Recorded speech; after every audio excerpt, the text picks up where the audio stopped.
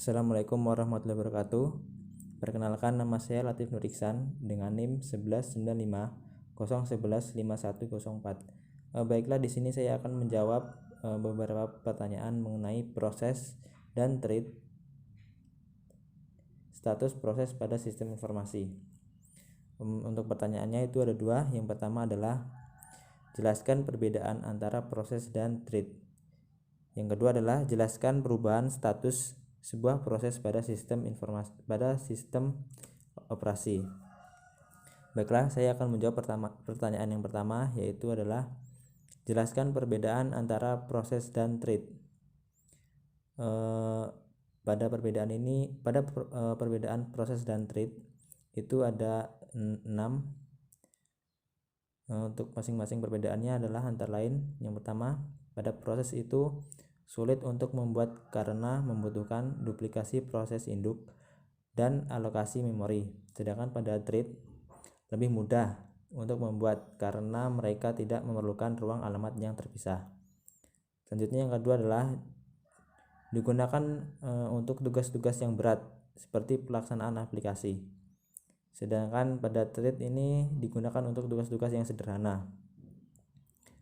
Yang ketiga, pada proses ini tidak berbagi ruang alamat yang sama, sedangkan pada thread itu berbagi proses yang sama dan ruangan alamat yang sama.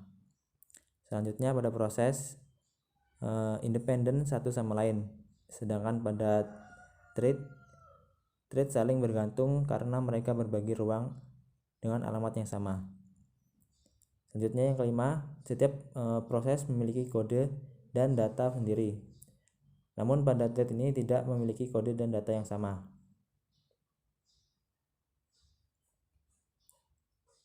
Yang terakhir, yang keenam adalah konteks beralih antara proses jauh lebih lambat, sedangkan pada thread konteks beralih antara thread dari proses yang sama lebih cepat. Selanjutnya untuk pertanyaan kedua, jelaskanlah perubahan status sebuah proses pada sistem operasi. Pada status ini terdapat 5 status. Yang pertama adalah new. Status ini adalah proses sedang dibuat atau dipersiapkannya sebuah data. Sedangkan running itu adalah instruksi sedang dikerjakan atau dieksekusi. Selanjutnya adalah waiting. Maksud waiting adalah proses menunggu beberapa peristiwa yang terjadi, termasuk penyelesaian input atau output atau penerimaan sinyal. Sedangkan yang keempat adalah reading. Proses ini sedang menunggu tugas untuk diproses atau dieksekusi. Dan yang terakhir adalah terminated, atau proses setelah selesai dijalankan.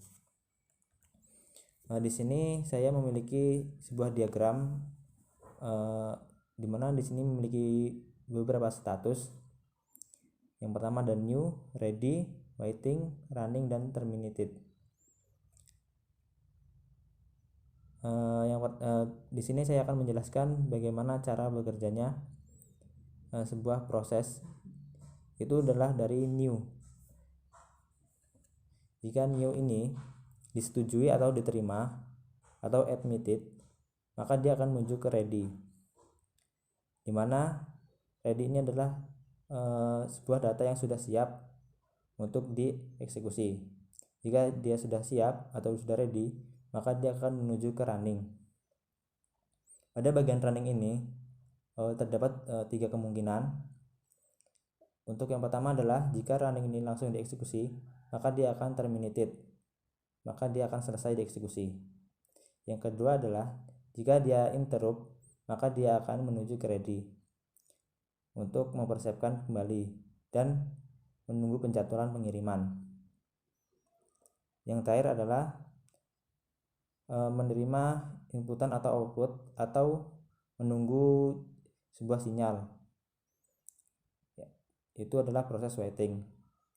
Pada proses waiting ini, jika inputan atau output atau sebuah jaringan sudah lengkap, maka dia akan menuju lagi ke ready.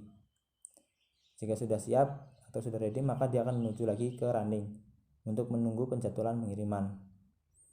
Jika sudah selesai, maka dia akan menuju exit atau terminated, maka proses telah selesai. Mungkin hanya sekian yang dapat saya jelaskan, kurang lebihnya mohon maaf. Saya akhiri. Wassalamualaikum warahmatullahi wabarakatuh.